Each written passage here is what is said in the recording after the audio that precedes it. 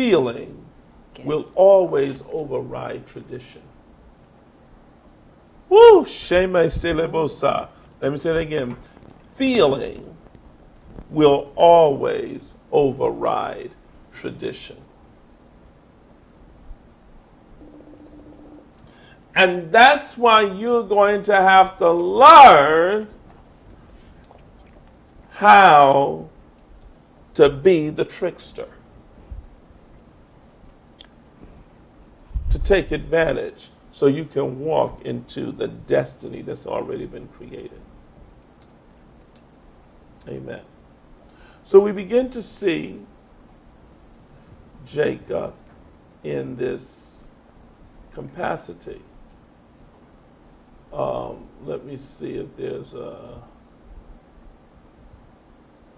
another place I can. Okay, I got my screen frozen again. Hold on. But once we begin to get into these word studies, if we were to begin to look at some of these areas here concerning Jacob and who Jacob was, let's look here for a moment and we begin to see, let me see if I can get on down to verse 26 here, where his name is first mentioned.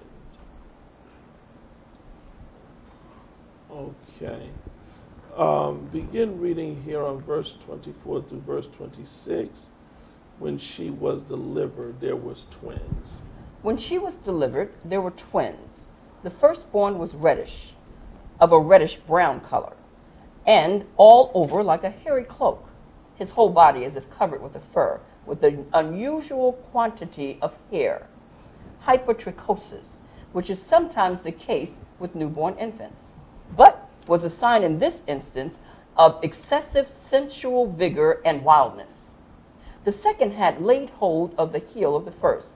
He came into the world with his hand projected and holding the heel of the firstborn. Now, you know it's not natural for a baby to be coming out with a hand. No. That's almost a breach. Yes. The first one came out right. The second one came out wrong. You look wrong, but you're put in the right position. Let me tell you something. See, some of you... Oh, Jesus. That's a powerful word. Is my switcher noticing in the backdrop there? Amen. You are wrong to start with. You look wrong. You look wrong. You smell wrong. Something just don't look right with this. And when you look at it, God always take that which looks wrong and set it up right in place. So he's coming out of the womb. Can you imagine what was going on in the mother? The first one's coming out right. That means there's had to be some turning, because for him to be coming out with the hand on the heel, it's a breach. That's a breach. Yeah. Now, you work in the medical field, right? Yes, I do. Now, that means how did they have to maneuver to get that head and shoulder out together? Oh, well, the first one opened the way, prepared the way, but he was coming out and he had to be turned upside down. He had to have been that way for a while. It was a breech birth. My goodness. Okay, read on Prophetess Kelly. And holding the heel of the firstborn, a sign of his future attitude towards his brother. From these accidental circumstances, the children received their names. The elder they called Esau, the hairy one. The younger, Jacob, heel holder. To hold the heel, then to outwit, just as in wrestling, an attempt may be made to throw the opponent by grasping the heel. So here, he was given a name from the beginning that he would outwit. his brother, the heel holder. And we can see this commentary, and let's look at Genesis 27.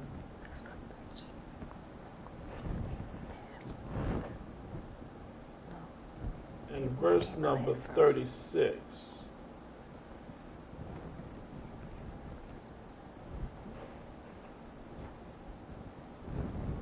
Because some of you are going to have to realize what is going on here.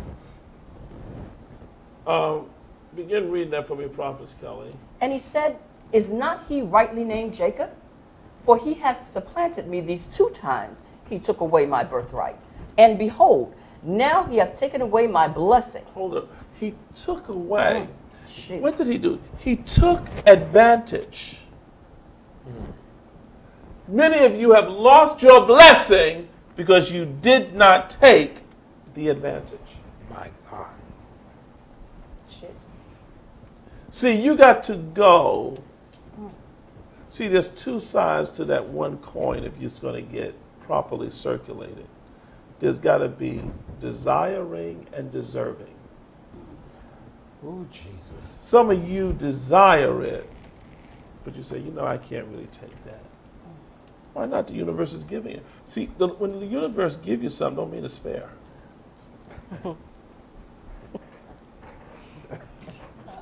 No. There's nothing fair about getting a house 50 cents on the dollar. Amen. There's nothing fair about it. There's nothing fair. I never asked you, was it fair? Now ask me if it's deserving. When the children of Israel was leaving Egypt, they took the wealth of the Egyptian. Was it fair? No. Was it deserving? Yes. And some of you got to get this fear out of your mind. Ooh, get the fear out of your mind. Because you're having an affair with the wrong consciousness. Affair will put you in the wrong affair.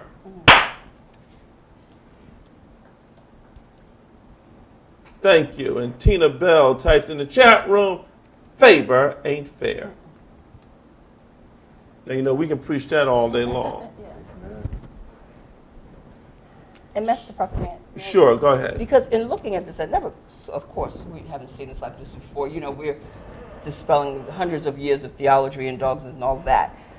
But we see that it's fair even in the family. Not on the outside. See, we're never told to take advantage of people anywhere, but certainly not in the family. But now, this seems to say the total opposite. Almost definitely. The family wouldn't have been saved if it wasn't for Jacob. The lineage would have died. Wow.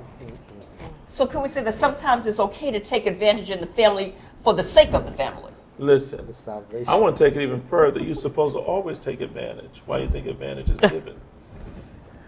Oh, Jesus. Wow. How many blessings did you kick away? Jesus. Oh, my God. It has seemed fair to drive the inhabitants out of the land. You took advantage of those people. Yes. That's what advantage is there for. To be taken.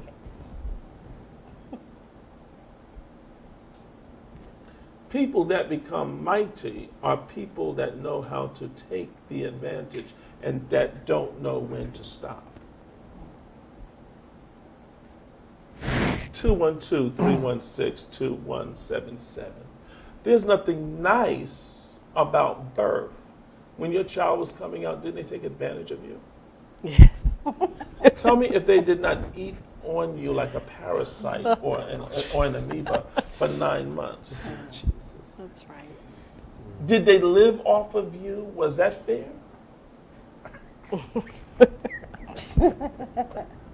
Wow. They lived off of you, and then when they came out, they drew blood. Now, what's fair about that? Birth shows you. Seed and harvest shows you there's nothing fair. There's nothing fair about a seed going into the ground and then break the ground coming up.